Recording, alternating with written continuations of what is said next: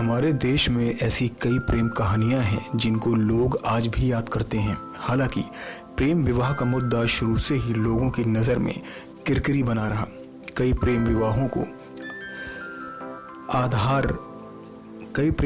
का आधार कोई ना कोई कुटिल नीति पर आधारित था, तो कोई प्रेम विवाह तक पहुंचने से पहले धराशायी हो गया।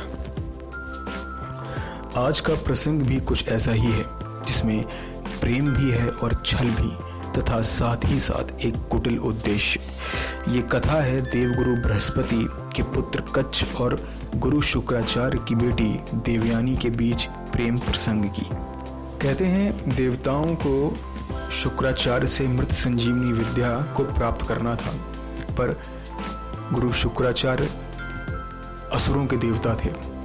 उस समय देवताओं ने एक कुटिल चाल चली। उन्होंने बृहस्पति के पुत्र कच्छ को शुक्राचार्य के पास शिक्षा प्राप्ति के लिए भेजा।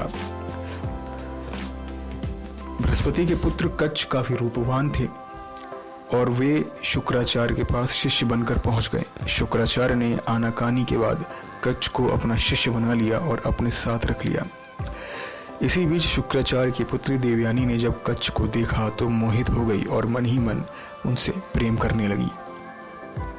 लेकिन इस बीच असुरों को देवताओं की चाल का पता चल गया कि उन्होंने कच्छ को मृत संजीवनी विद्या प्राप्त करने के लिए शुक्राचार्य के पास भेजा है। इसके बाद असुरों ने एक दिन चुपके से कच्छ को मार दिया। देवयानी को जब इस बात का पता चला तो वह बहुत दुखी हुई और उसने शुक्राचार्य से निवेदन किया कि आप इसे मृत संजीवनी विद्या से जीवित कर दें। शुक्राचार्य ने उसको दोबारा जीवित कर दिया। इस बीच देवताओं ने कच्छ को एक बार फिर से मार दिया।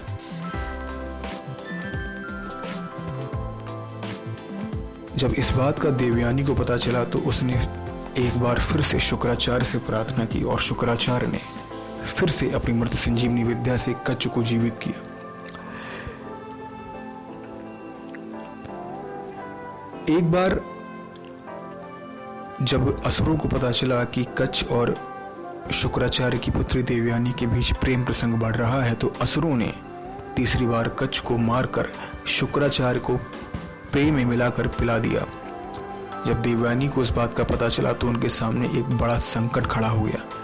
दिक्कत यह थी कि अगर कच्छ जीवित होता तो शुक्राचार्य मारे जाते। अंत में पुत्री के अनुरोध पर शुक्राचार्य ने कच्छ को मृत संजीवनी विद्या का ज्ञान दे दिया और कच्छ शुक्राचार्य का पेट फाड़कर बाहर आ गया। गुरु से प्राप्त विद्या से शिष्य धर्म निभाते हुए कच्छ ने शुक्राचार्य को पुनः जीवित कर दिया और देवलोक जाने की आज्ञा मांगी। जाते हुए कच्छ को देखकर देवयानी ने उनके सामने अपना प्रेम प्रस्ताव रख दिया, लेकिन बाद में कच्छ ने उनसे विवाह करने से मना कर दिया। उसने कहा कि मैं गुरु शुक्राचार्य से मृत संजीवनी विद्या को प्राप्त करने आया था, ना कि विवाह करने। चूंकि वह शुक्राचार्य के पेट से पुनः जीवित हुआ, इसलिए वह अब शुक्राचार्य के पुत्र के समान है और देवयानी उनकी बहन। कच्छ की बातों से देवयानी क्रोधित हुई और उनको शाप दे दिया कि वह मृत संजीवनी विद्या का प्रयोग कभी नहीं कर पाएगा। आवेश में आकर कच्छ ने भी शाप दिया कि किसी ऋषि कुमार से उनका विवाह ना होकर एक राजा से विवाह होगा। इस प्रकार की विचित्र और रहस्यमयी कहानियों के लिए हमारे नेक्स्ट 9 स्पिरिचुअल को सब्सक्राइब करें। नेक्स्ट 9 स्पिरिचुअल से अभिषेक चौहान की रिपोर्ट।